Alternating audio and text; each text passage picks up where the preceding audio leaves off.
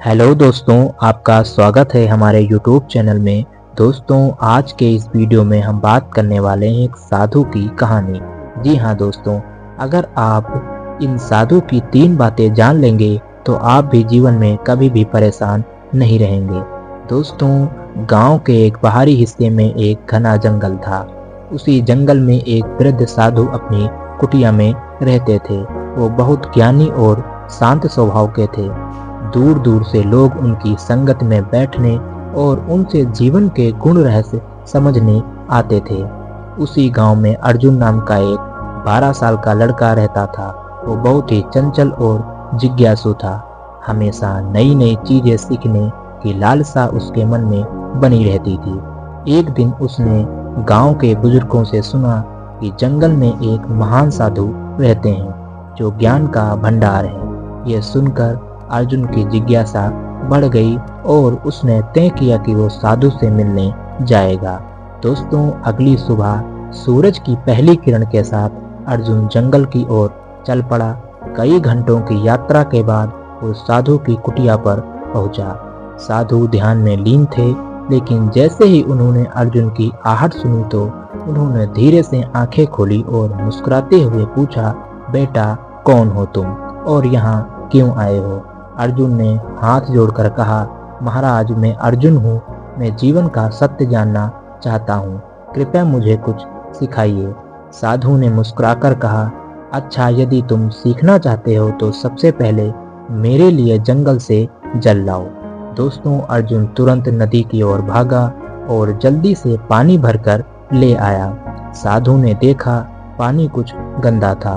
उन्होंने अर्जुन से फिर से साफ पानी लाने को कहा।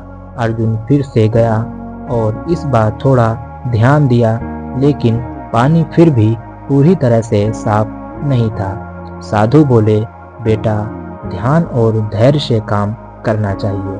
किसी भी काम को करने से पहले उसे अच्छे से समझना जरूरी होता है। अर्जुन ने तीसरी बार नदी से पूरी सावधानी से पानी भरा और लेकर आया। साधु ने पानी को देखते हुए कहा, अब तुमने धैर्य और परिश्रम का महत्व समझ लिया है। जीवन में सफलता उन्हीं को मिलती है जो धैर्य और परिश्रम से अपने लक्ष्य की ओर आगे बढ़ते हैं। कुछ दिनों साधु के साथ रहने के बाद अर्जुन ने उनसे पूछा, महाराज मन को शांत कैसे किया जाए? साधु मुस्कुराए और अर्जुन के पास की झील के किनारे ले गए। दोस्तों, झील का पानी स्थिर था। उन्होंने अर्जुन से कहा, इस पानी में झांको और बताओ क्या दिख रहा है। अर्जुन ने उत्तर दिया, मुझे अपना चेहरा साफ दिखाई दे रहा है। इसके बाद साधु ने झील में एक पत्थर फेंका जिससे पानी में लहरें उठने लगी।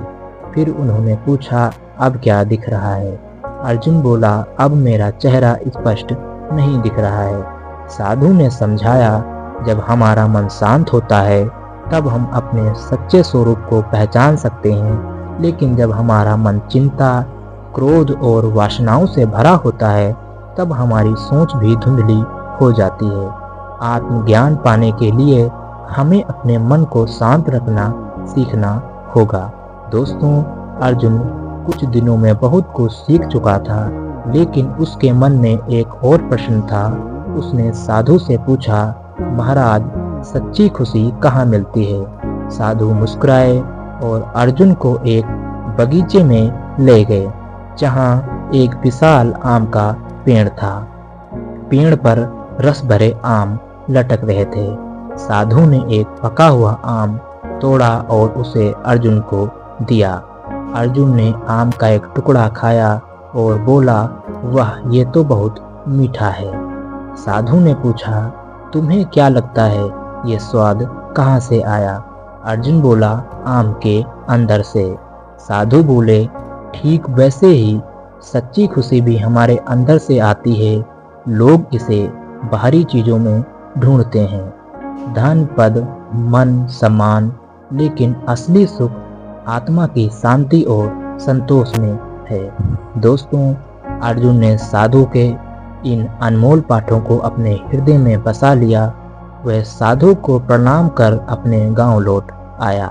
अब वो पहले जैसा चंचल और जिज्ञासु तो था, लेकिन शांत ही धैर्यवान, शांतचित्त और समझदार भी हो गया था।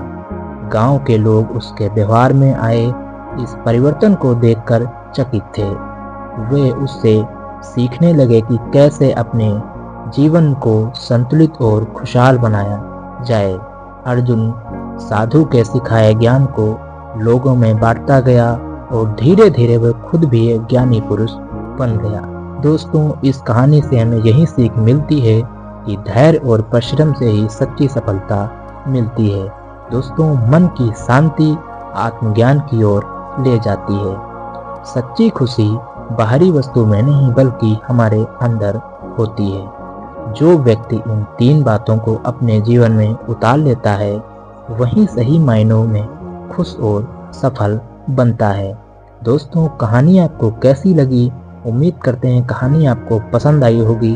अगर कहानी दोस्तों आपको पसंद आई हो तो प्लीज़ हमारे चैनल को सब्सक्राइब करना ना भूलें और वीडियो को दोस्तों लाइक ज़रूर कर दीजिएगा।